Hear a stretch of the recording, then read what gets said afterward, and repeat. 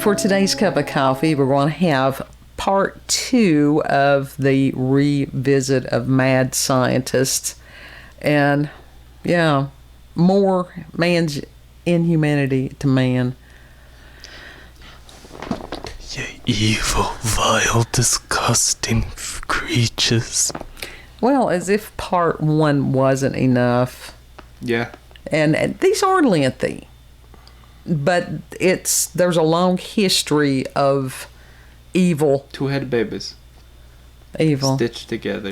I can't even imagine. Well, look it up. I believe you. I believe you. I mean, with what's going on in today's world, I mean, even since these cups were first brewed, it's just gotten worse. And that there's things that have come out, you know, it's almost unspeakable. Yeah. It's hard to wrap your head around it. Yeah. And it's like, God help us all. On a lot of these things, videos that I watch and stuff, that's the only comment is, God help us all. Mm-hmm. Pretty much. Yeah. So... But there are good people. There are good people. We remember that. We were watching this show. What was it called? Body Parts? Yeah. It's on Discovery Plus. It's a damn good show. It is a good show. And it's like, it's so amazing to see those people, like,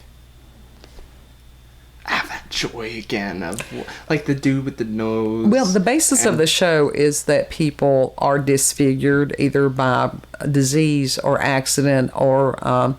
birth defect or something, and this lady is, I can't remember what the clinical name that she uses. She makes prosthetics. She does make prosthetics. And the one that we had watched, this gentleman had lost his nose due to cancer. Mm-hmm. And when you have to go out in public and part of your face is missing, people have a tendency to stare. They do. And it's not abnormal when people see something that is different to look at it. I was going to say it's nothing personal, but it kind of is. Well, but it's just kind of yes like, and no. It's just kind of like for me, it's like, that's weird. Yeah. I hope you're all good. You have a good day. So it's not always personal, but there are people that they are not kind. And I don't mean like weird in a bad way. It's like, oh, that's not something you see every day. Right. But I'm glad you're still here. So there are scientists out there and stuff that are trying to better people's lives. So don't let the Mad Scientist miniseries discourage you. Yeah, even though we're going to be doing we are talking about like a lot of dark stuff. Yeah. There is still a lot of good in the world. Yeah.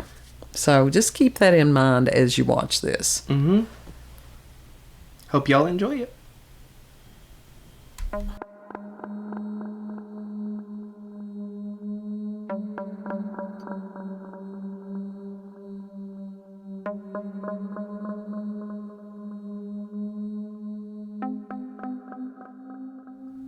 For today's cup of coffee, we're going to have part 2 of Mad Scientist. And I know this is a rough subject matter, and Youngest Kid has had a hard time with a lot of this because it's very disturbing to him. It's not that it's not disturbing to me, and I hope that it's disturbing to everyone that listens. Just have to find some sort of humor in between there. Make light of the situation just a little bit. That is true, but it's also one of those that, the world has a long history, and especially with this new religion of science, and that's exactly what it is. And those of us who don't expect it whole cloth or don't accept it whole cloth are the heretics of today, and that's okay. But because that a lot of us see similarities going on, this is why you do have to know what's going on. And you can stick your head in the sand, but that still means that your ass is hanging out. Mm-hmm. And we've got a whole lot of people today that are very much in with this Milgram experiment, which we will be discussing here in just a moment. So, this will be the last of this. Like I said, you could go on for a month or more with this, and these are just the ones that were easy to find, because there's other ones out there that are little known until somebody reads them and brings them to light and tells other people about them. Again, secrets keep us sick, and that includes secrets like this, because a ignorant population is very easy to control. And so this will be the last night of this, and then we'll go on to something much more mirthful, because this is hard on me when you have to sit and read these things and go through it, and a lot of it I have had to read in the past for various and sundry scholastic endeavors, because that was one of the things to gain empathy. It's very hard to be empathetic to somebody who has purposefully harmed another living thing, but it's to be empathetic towards those who went through the situations, who are victims of the situation. Yeah, I have no problems with that. I can empathize with the victims, but it's a matter of having to learn even to empathize with perpetrators. And that is one of the things that we have unfortunately had the opportunity to do over quite a few years now, is to speak with people who have done bad things and have been put away from society because of the bad things that they did. And because I don't go by protocol there either, and would say, explain to me what happened.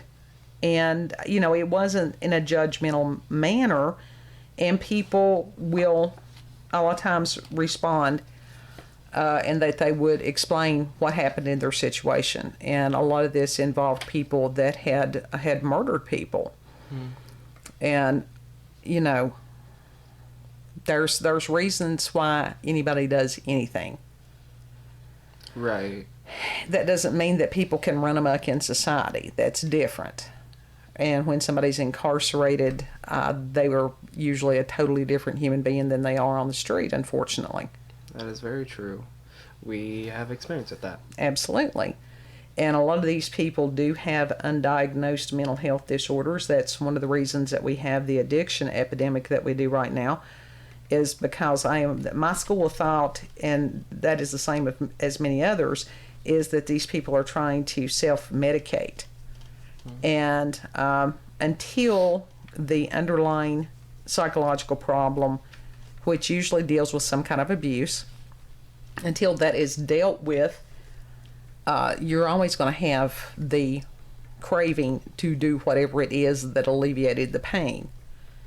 That's just like if you've got, a massive tooth abscess, you're going to seek some relief for the pain. Yeah, we both have really good experience with that. And so it's the same if somebody is having a psychological or even a spiritual abscess. But it's a matter, sometimes you have to lance that boil before healing can begin. And that's where, sometimes sugarcoating is not helpful. Yeah. It's a matter of knowing the individual, knowing how to approach the individual, and that takes time. And there's a lot of people out there that they don't want to take the time. My problem is I take all this to heart, and it's like I wish there was something I could do. Like, I wish I could, somehow time travel and prevent these things from happening, but that's unrealistic, and it is not a possible thing to do, and that's something I just have to accept. And right. It's a matter of learning from it. Seeing the signs and the symptoms, and it's like, oh, we know what this is. We know how this is going to end. To just have open discussions about these things. And that's something that's being prevented right now, and that is horrifying. And the fact that similar stuff is still going on today, and it's like, what all can we do except, spread awareness the best that we can. Absolutely. Because one of the things that has caused these things to change and to cease has been public outcry. And that's when things are hidden, when people are not held to account, when there's rules for thee but not for me, that leads to abuse each and every time. Absolute power will destroy somebody absolutely. Oh yeah. So trying to pick and choose on the ones that I'm going to share tonight. A lot of the things that were done by governments, and it didn't necessarily specify which branch. It's all the same thing. And as far as the nuclear experiments that included uranium, one of the ones I'm going to share with you is about plutonium. And there was a man that was named Albert Stevens who was misdiagnosed with stomach cancer and received treatment for his cancer at the UC San Francisco Medical Center in 1945. Dr. Joseph Gilbert Hamilton, a Manhattan Project doctor in charge of the human experiments in California, had Stevens injected with Pu-238 and Pu-239 without informed consent. Stevens never had cancer. A surgery to remove cancer cells was highly successful in removing the benign tumor. He lived another 20 years with the injected plutonium. Since Stevens received the highly radioactive Pu-238, his accumulated dose over his remaining life was higher than anyone has ever received, which was 64 SV. Neither Albert Stevens nor any of his relatives were told that he never had cancer. They were led to believe that the experimental treatment had worked. His cremated remains were acquired by the Argonne National Laboratory Center for Human Radiobiology in 1975 without the consent of surviving relatives.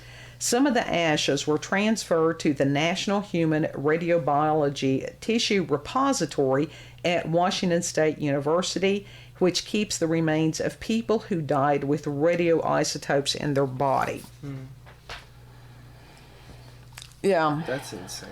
It is insane. All this stuff is insane. What exactly are radioactive isotopes? Well, again, radioactivity. All right, human beings don't do well with radiations. Is it like something crystallizing or? No, a lot of times the radioactive isotopes, they can be injectable or different things like that. They use them quite frequently today in cancer treatment. Which just kills them quicker. Yeah. Yeah, it does. This is just our opinion, folks.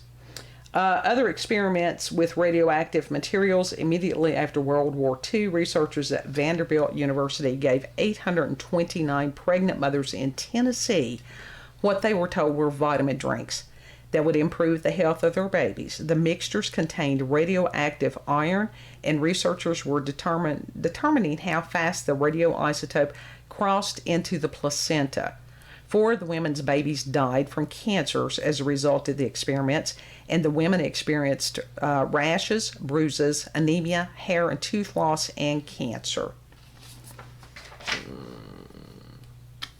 No. There was Operation Top Hat, and in June 1953, the United States Army formally adopted guidelines regarding the use of human subjects in chemical, biological, and radiological testing and research, where authorization from the Secretary of the Army was now required for all research projects involving human subjects. Under the guidelines, 7 research projects involving chemical weapons and human subjects were submitted by the Chemical Corps for Secretary of the Army approval in August of 1953. One project involved vesicants, which cause burns and blisters. One involved phosgene, which is a poison gas, and 5 were experiments which involved nerve agents. All 7 were approved. The guidelines, however, left a loophole. They did not define what types of experiments and tests required such approval from the Secretary. Operation Top Hat was among the numerous projects not submitted for approval. It was termed a local field exercise by the Army and took place from September 15 through 19, 1953 at the Army Chemical School at Fort McClellan, Alabama. The experiments used Chemical Corps personnel to test decontamination methods for biological and chemical weapons, including sulfur, mustard, and nerve agents. The personnel were deliberately exposed to these contaminants, were not volunteers, and were not informed of the test. A 1975 Pentagon Inspector General's report, the military obtained or maintained that the Operation Top Hat was not subject to the guidelines requiring approval because it was a line of duty exercise in the Chemical Corps. Now, you got to realize these higher ups, they have these teams of attorneys, and they know how to, how to spin the bullshit just so. Now, with some of these, as far as psychological and torture experiments, there was one that was called Project Chatter. And let's see, that one was, these were from 47 to 53.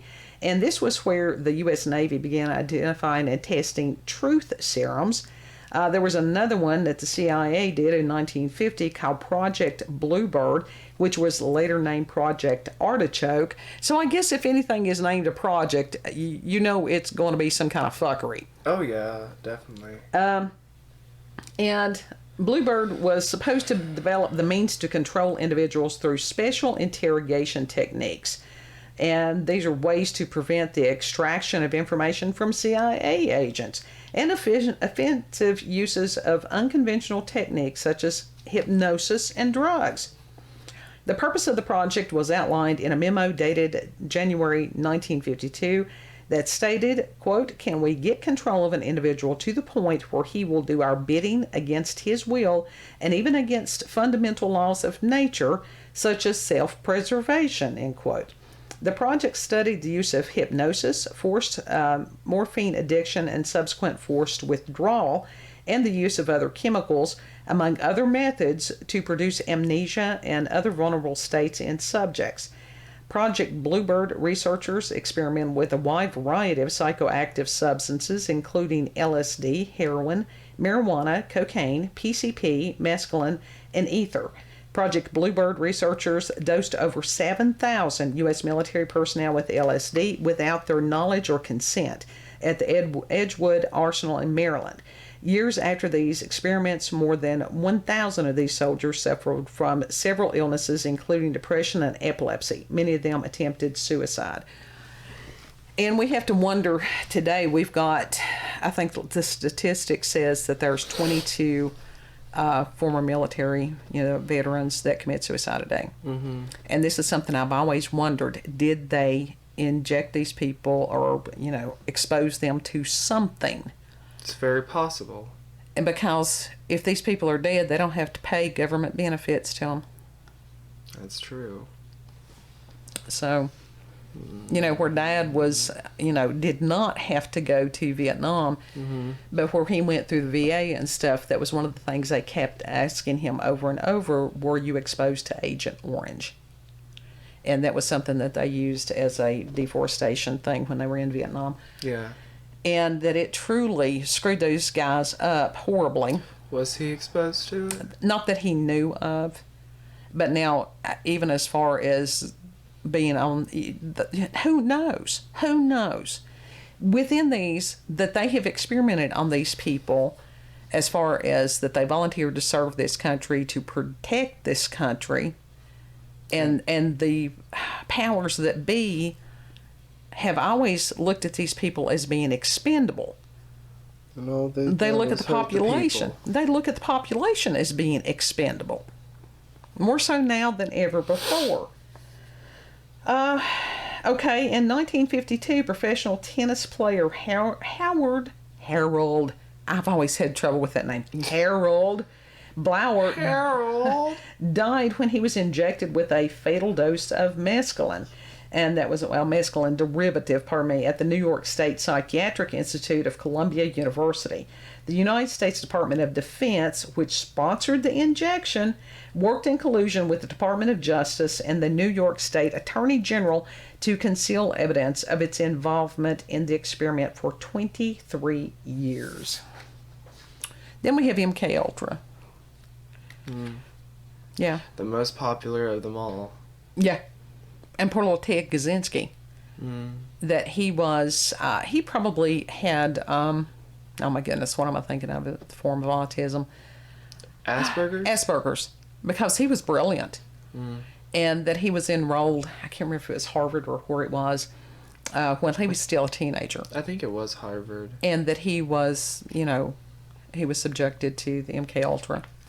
So we can understand how that affected him. But he was a brilliant man. Yeah.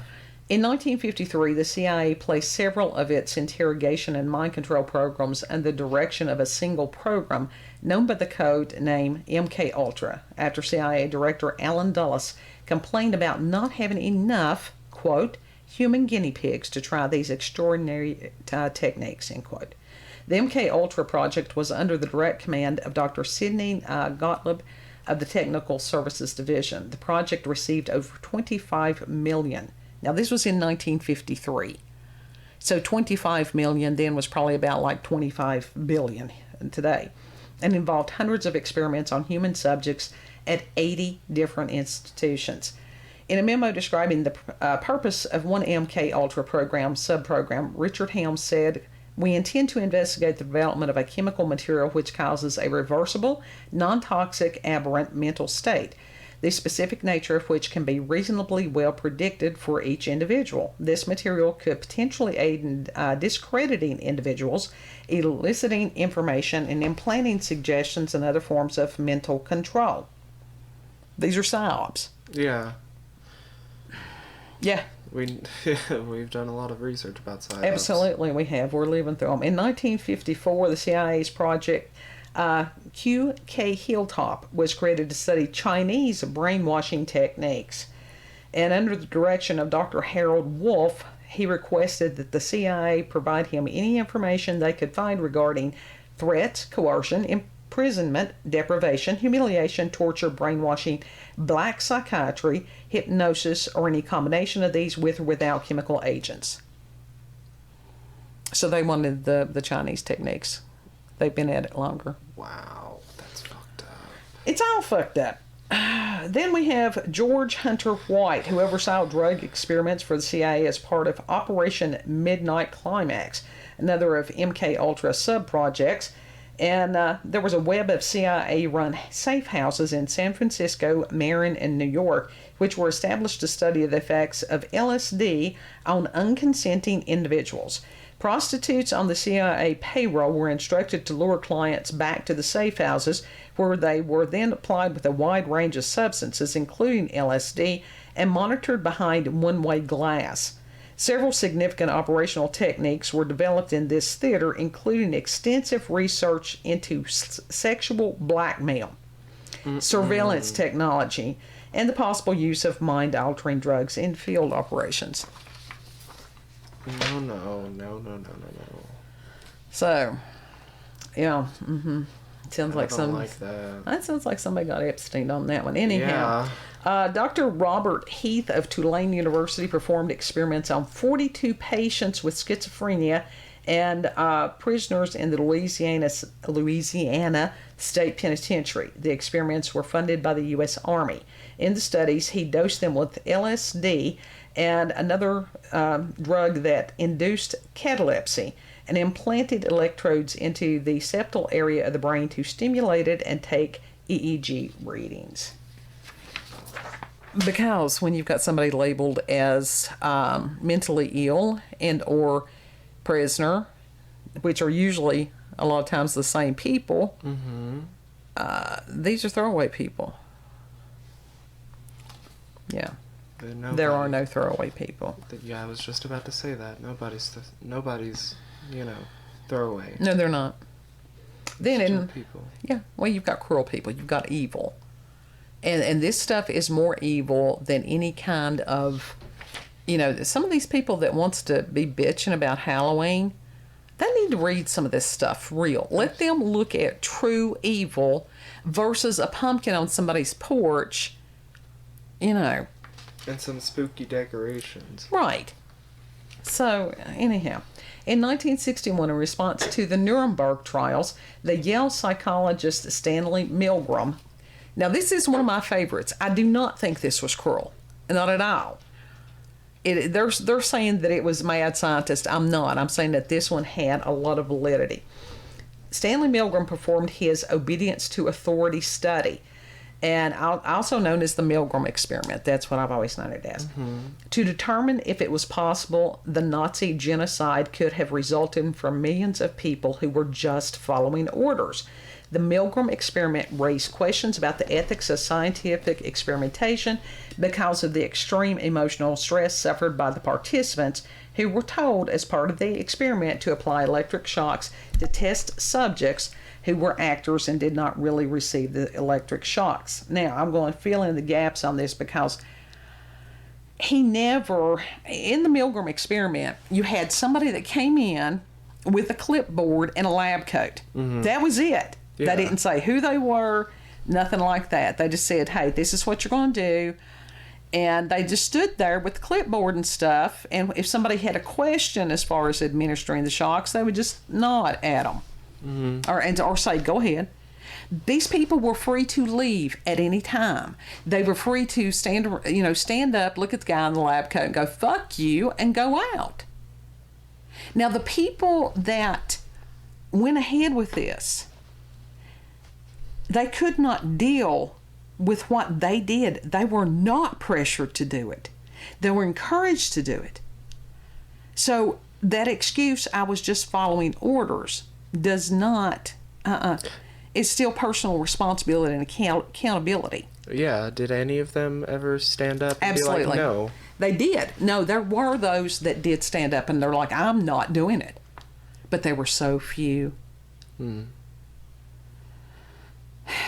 It's just like I had watched a news story today that there was a woman, I can't remember where it was, she was on a subway or something, that was sexually assaulted, and that they had gone through like 20-some stops that anybody could have called the authorities or whatever. They had their cell phones out videoing the assault, and it was somebody else that was, I don't know, a worker for the subway or whatever it was, the rail line, and that they reported it. And that is one thing. The police chief, I will say, he did what he was supposed to do. And when they got there, the perpetrator was in the act of raping this woman. Now, they have to say alleged, because to prevent them from being sued, he drags the man off of this woman. And he looked at those people, he said, and it was basically, what is wrong with you? That you would be videoing this instead of calling 911. Yeah. And what did any of them say? Nothing.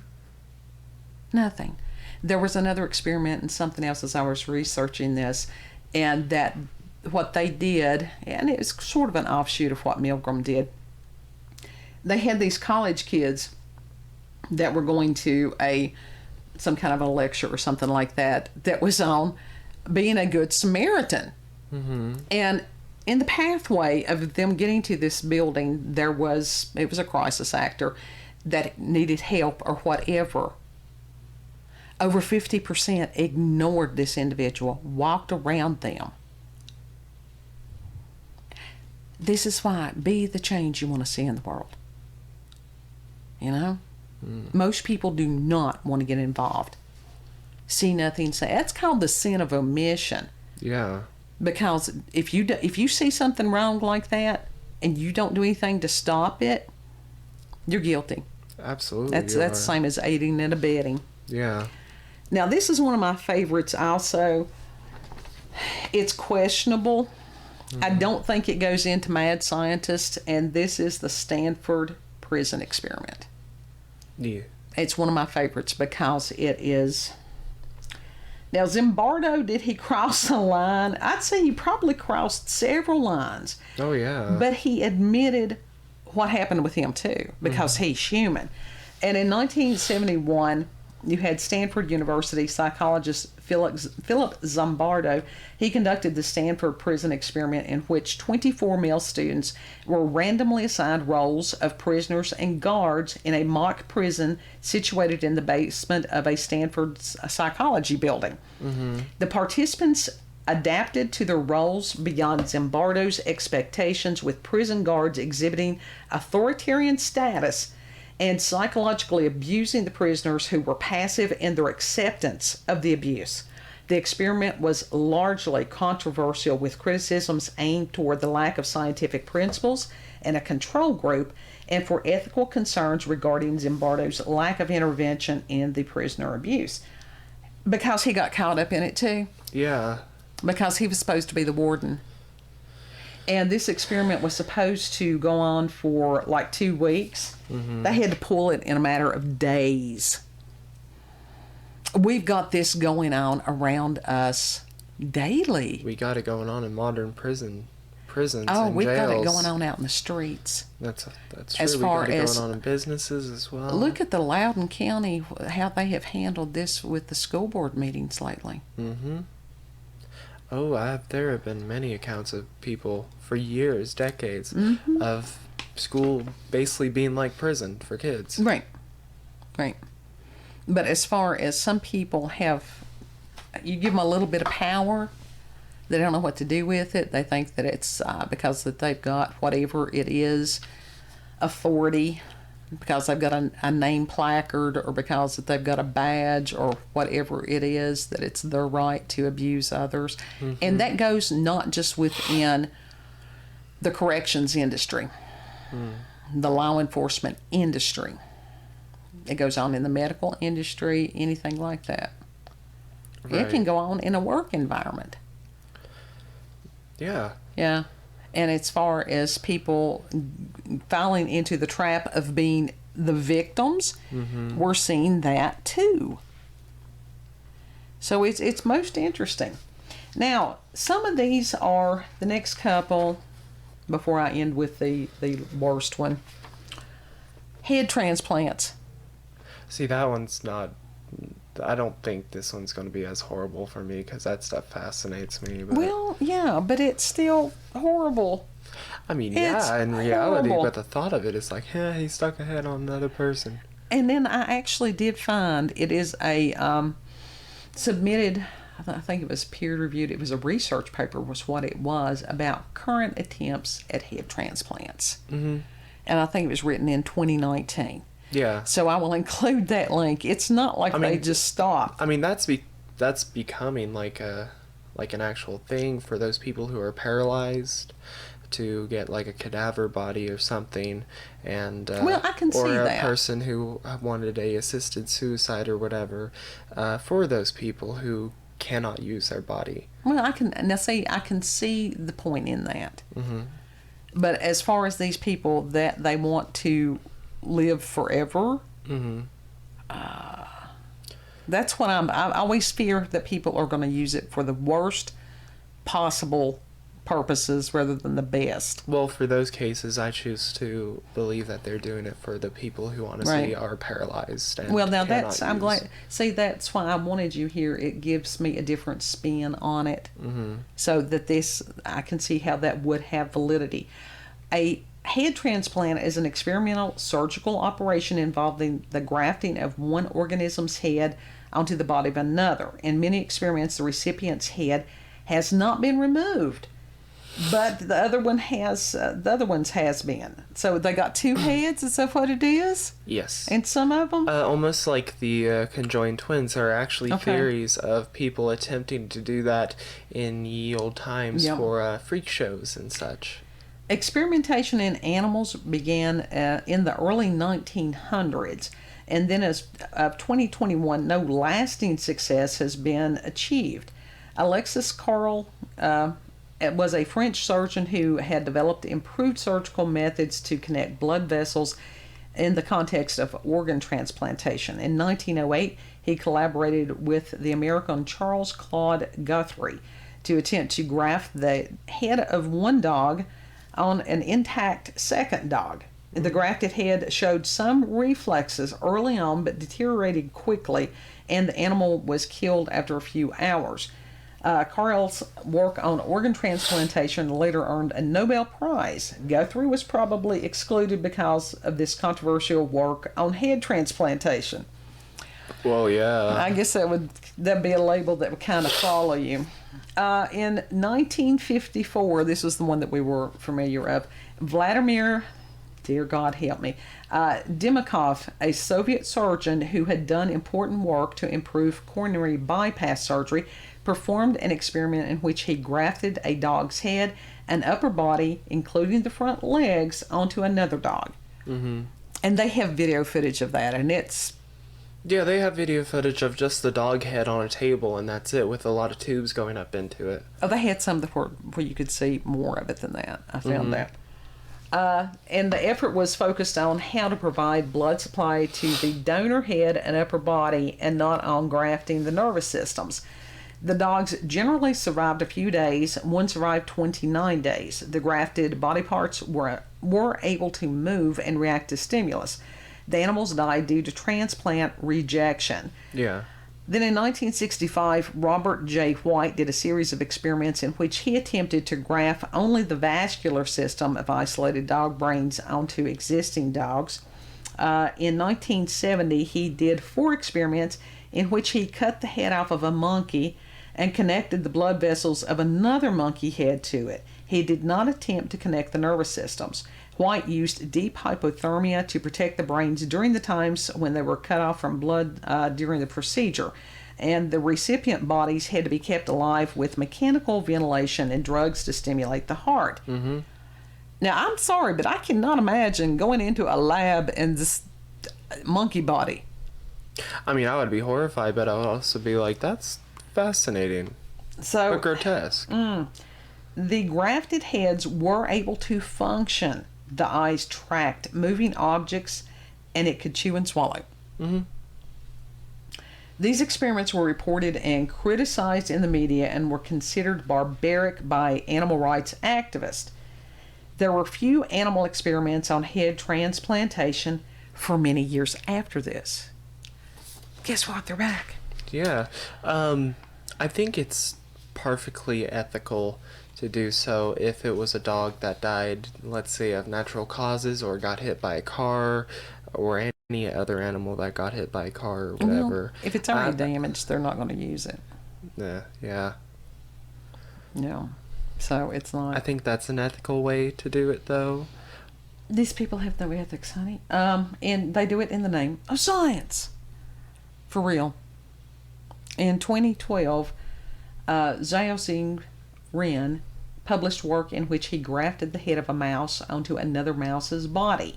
Again, the focus was on how to avoid harm from the loss of blood supply. With his protocol, the grafted head survived up to 6 months.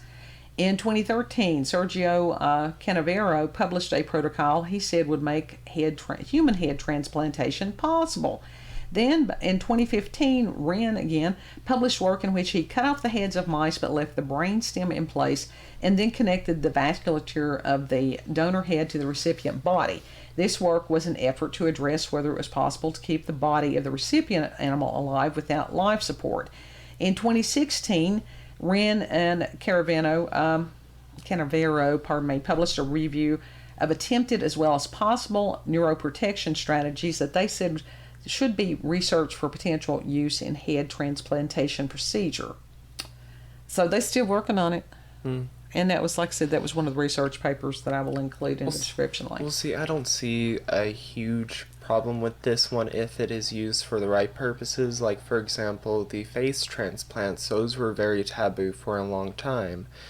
Still kind of are. But those for the people who have facial damage, that's almost a blessing for them, and they're still not perfect, but they're better than, just like scarification and such like that. That one woman that the chimpanzee ripped her face off, and I think she was finally able to receive a face transplant, wasn't she? Yeah. So, I mean, on things like that, and people can donate body parts. Exactly. That's...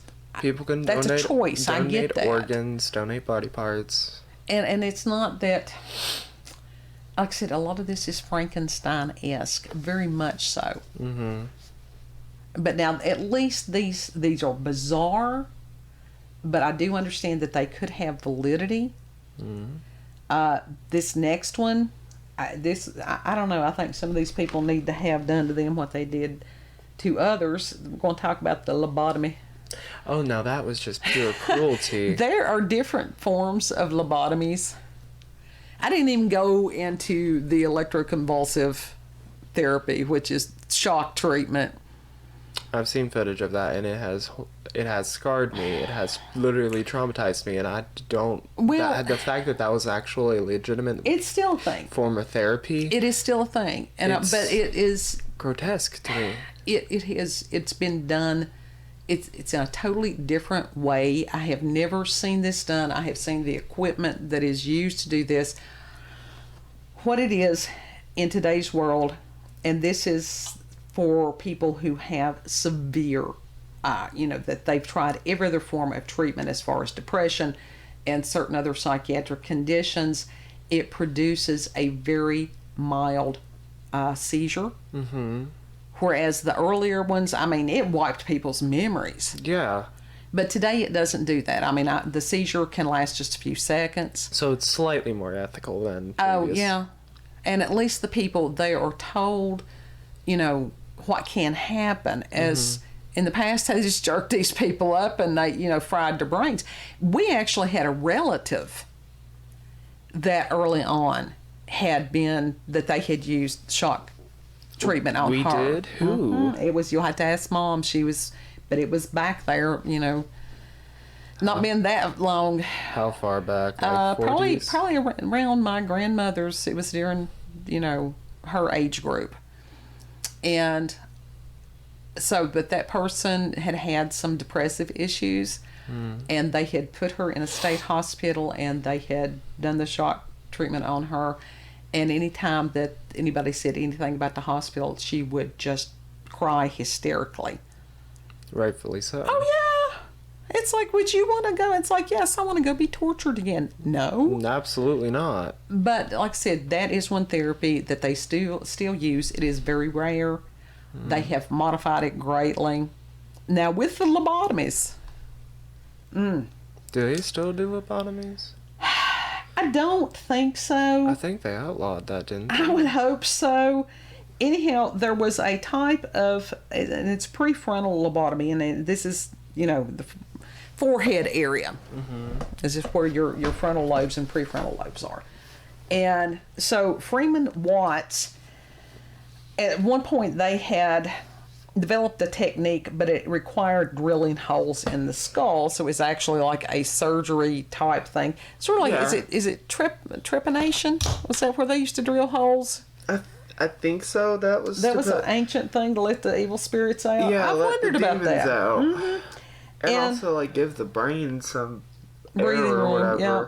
And so Walter Freeman, he believed that the surgery would be unavailable to those that he thought needed it the most, which were patients in state mental hospitals that had no waiting room or no operating rooms, surgeons, anesthesia, and had limited budgets. So he wanted to do the Dollar Tree version of it. Yeah, that's great. Yeah, so Freeman wanted to simplify the procedure so it could be carried out by psychiatrists in psychiatric hospitals, and he was inspired by the work of Italian psychiatrist Emiro Fimberti. Freeman at some point conceived of approaching the frontal lobes through the eye sockets instead of 3 drilled holes in the skull. In 1945, he took an ice pick from his own kitchen and began testing the idea on grapefruit and cadavers. This new transorbital lobotomy, and see this, when I start stammering like this, that means I'm getting emotionally escalated on it. See, I've already done my research on this one, so I'm probably not going to get that upset about it. I've heard about this for years, but it's still, this one's visceral for me. I was thinking about actually getting one of those, like, it was used. Oh, God, no. One of those picks that was used. No, you talk about something that haunted, an accursed object. Don't you bring it in this house. No. This new transorbital lobotomy involved lifting the upper eyelid and placing the point of a thin surgical instrument, often called an orbitoclast, let's see where it is, under the eyelid and against the top of the eye socket. A mallet was used to drive the orbitoclast through the thin layer of bone and into the brain along the plane of the bridge of the nose. around 15 degrees toward the interhemispherical fissure. The orbitoclast was malleted 2 centimeters or 2 inches into the frontal lobe and then pivoted 40 degrees at the orbit perforation, so the tip cut towards the opposite side of the head, toward the nose. The instrument was returned to the neutral position and sent a further 2 centimeters or 4/5 of an inch into the brain before being pivoted around 28 degrees each side to cut outwards and again inwards. In a more radical variation at the end of the last cut described, the butt of the orbitoclast was forced upwards, so the tool cut vertically down the side of the cortex of the interhemispheric fissure, which was called deep frontal cut.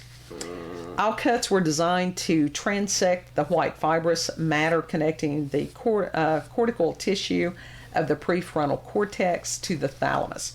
Then the device was withdrawn and the procedure repeated on the other side. Freeman performed the first transorbital lobotomy on a live patient in 1946. Its simplicity suggested the possibility of carrying it out in mental hospitals lacking the surgical facilities required for the earlier, more complex procedure. In 1947, the Freeman and Watts partnership ended as the latter was disgusted by Freeman's modification of the lobotomy from a surgical operation into a simple office procedure. No shit, they were disgusted Between by it. 1940 to 1944, 684 lobotomies were performed in the United States. However, because of the fervent promotion of the technique, marketing, by Freeman and Watts, those numbers increased sharply towards the end of the decade. In 1949, the peak year for lobotomies in the U.S., 5,074 procedures were undertaken, and by 1951, over 18,608 individuals had been lobotomized in the U.S. I'm not even going to take that last one. But ask your doctor about it. For real. That's why I'm like, do they still do that? I don't think they do. It just in a different form. Yeah, spinal tap. No, I mean, that's what I'm saying. As far as some of these things that are advertised, ask your doctor about it.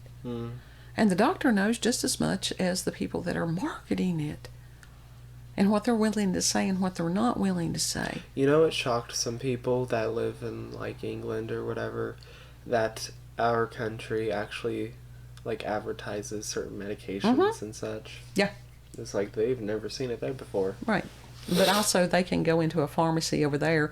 I've heard that each medication is like $5, regardless of the medication. Which that's how it should That be they here could, too. yeah, that they can go in and say, hey, I need an antibiotic. Yeah. Because that they still have some sense. But I think it's interesting within all these horrors. You know, like I said, the last one, as far as Mingla, no, I ain't got it in me tonight. It's interesting how that they would take someone like Jeffrey Dahmer, and I have empathy for Jeffrey Dahmer. I really do. Wasn't he the one that was like, I don't know why I did the things, Right. but I'm sorry that I did? It was. Or he showed like some sort of regret. He did. He did, but it was a matter of him drilling holes into the skulls, and basically what he wanted to do was create something like MK Ultra wanted to create. He wanted somebody that would never leave him. Yeah. And he didn't, you know, and so they put him in prison and they do all these things, and he was responsible for how many deaths? Was it 10? Was it under 10? I think it was about 10. It was close to 10 at least. Okay, as compared to these people that have impaired and killed thousands. Yeah. Why weren't they treated the same way? Because he didn't have the right uniform on. Because he didn't have the letters behind his name. Yeah. So when we look at things like that, and it's like, again, rules for thee, but not for me. I don't like that. Mad scientists, don't be one. If you see somebody hurting somebody, if you're afraid that to get involved or whatever, you can press a 911 button discreetly. Oh, yeah. On the iPhone, literally all you have to do is press the power button a few times and it's already calling 911. Yeah. I did that by accident while Oh, no. I was mowing one time because I thought it was the volume rocker. Luckily, our signal booster wasn't working, so I had no that's signal. good. Yeah. But I mean, I cannot imagine people becoming that jaded that they would see somebody being harmed. And if, like I said, if you're afraid to step in and try to physically stop whomever, that would put you at risk unless you have specific training. But you can pick up a phone, and I mean, my God, he was too busy hurting this woman that somebody could have gone to the back of the train or whatever and said, hey, 911, we got somebody that's hurting somebody. Y'all need to send somebody now. I've heard so many stories of people from New York, literally people jumping in front of the trains almost daily. That's horrifying. And some people are like, yeah, it's just another day. It's so annoying. Like, it's a person. It's an inconvenience to them. They don't see them as people. No, they don't. And it's like, that's a person that was hurting so much that they would do that. It's monstrous. And it's like we have to examine ourselves, and that was what the Milgram experiment does. That it makes us face the monsters within ourselves. Mm-hmm. That's where you get into the Carl Jung stuff. Right. Who do we choose to be? Do we choose to be the villain? Do we choose to be the good guy? We're always a combination of both, but it's a matter of which side that you give into. Right. So, we will go to the fun, spoopy things because, as far as phantoms and ghouls and vampires and stuff, compared to what we've discussed for the past 2 nights, oh no. We don't even... Maybe that's the reason those myths have gone down, because what we're facing is so much worse. Oh yeah, more than likely that is why. Because those are absolutely horrific things that have been done, and there's even more horrific things that are being done today, and nobody's saying anything about it. Exactly. Because and that we haven't... if you do speak out about it, you get silenced. You become the heretic, and so therefore you're irredeemable. I'm a heretic. Sign me up. Anyhow, so we will return to much lighter subjects tomorrow. And if you've had experiences with paranormal, supernatural encounters, UFOs, aliens, there's been no account of any alien anything that can come close to what these people have reported for real. Nope. The probing apparently is not that bad. Apparently not. So, if you've got... I would rather be probed than have that shit done to me. Oh, yeah. And because at least then they can't remember it all that well. Right. I mean, give me the Bigfoot. Give me the Squatch on the front porch. I'll take Bigfoot any day. Absolutely. Of course, Bigfoot never scared me, but... Well, no. Anyhow, if you've got family or local myths, legends, whatever, and God love you if anybody has had a family member that has had to experience any of these horrors. And again, God help us all. Yep. So, my intention tomorrow is to discuss wizards. Warlocks? There's a difference between wizards and warlocks, and we'll explore that. What's the difference? I don't know. We're going to find out. I thought they were both the same thing. You're a wizard, Harry. I'm a what? So if there's anything that you would like to send us an email, cupofcoffeewithscream@gmail.com. Just be aware that was the point in all this. Just be aware. Mm-hmm. And share this with others, even if they don't want to hear it. They need to hear it. These kids, we've got them operating and they are blind. Absolutely. Some of these things I want to cry because of that. That's absolutely, because you've got a heart. Because you've got a heart. The people that can just listen to this and go, oh yeah, whatever. Those are the ones that concern me. So. But and the only thing we can do is speak out about it. And absolutely. And edify others to try. At least we can try to prevent it from happening again. Mm-hmm. If we can't prevent it in the world at large, at least we can be the positive force in our little microcosms. Absolutely. Yep.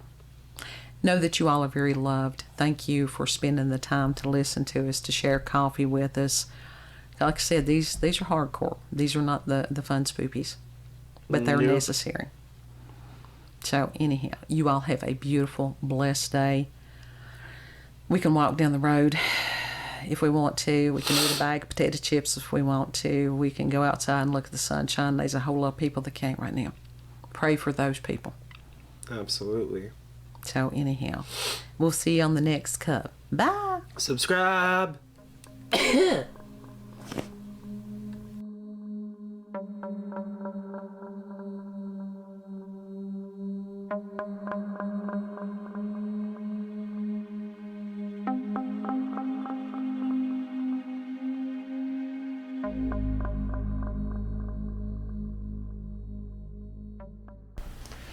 Did y'all enjoy it?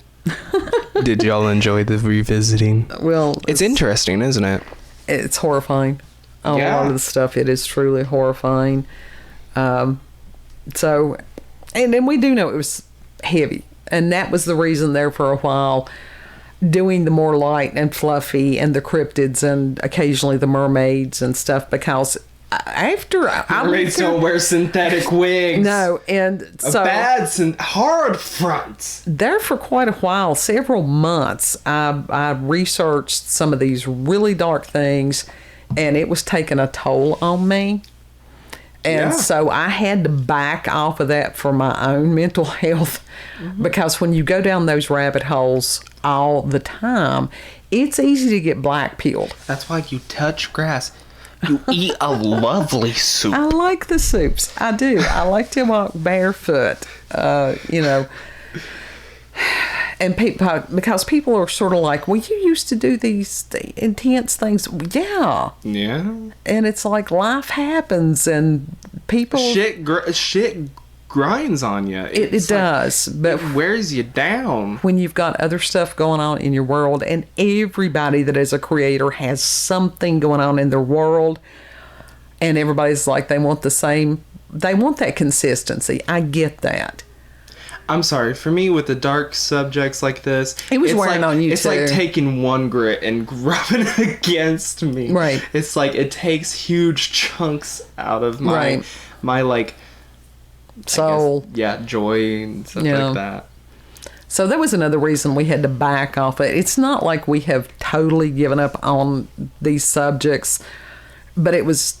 And then the world got worse, and there was no need to discuss some of it because it was happening real time. But even though with all the shit that's going on, there's still so much good that we are not seeing. Be the change that you want to see in the world. Yeah. Eat a lovely soup. We go ahead to get you Eat some cheese and broccoli. Oh, That's broccoli good. and cheese. You know what? You can make some broccoli and cheese soup. Yeah. That sounds wondrous. Oh yeah. So we'll have Chicken to do noodle that. soup? I will fuck up some chicken noodle soup. Since I can have noodles again, I can have chicken noodle soup. Right. That sounds phenomenal. Yeah. Ooh, So- some good old Southern style chicken noodle soup. yeah. Like that. Ooh, Oh, yeah. yeah. So, and find the small things that bring you joy. Mm-hmm. In spite, that's the way you defeat darkness. Joy. Yes. If it's a matter of going out and looking at a dandelion, looking at a violet. Make some dandelion fritters. Absolutely. The dandelion fritters were actually very tasty. Yeah. And these things, then you too can be the difference. Mm-hmm. Yep. This little light of mine, I'm going to let it shine. This light of mine. I'm gonna let it shine, let it shine, let it shine, let it shine. I love that song. I like that song. That is an encouraging song. Mm-hmm. So we hope that you enjoyed the second part of the revisit. Mm-hmm. Know that you're loved and have a beautiful, blessed day, and we'll see you on the next cup. Yes. Bye. Don't let the despair discourage you. Seek out joy. Clean out your closet. Do some spring cleaning.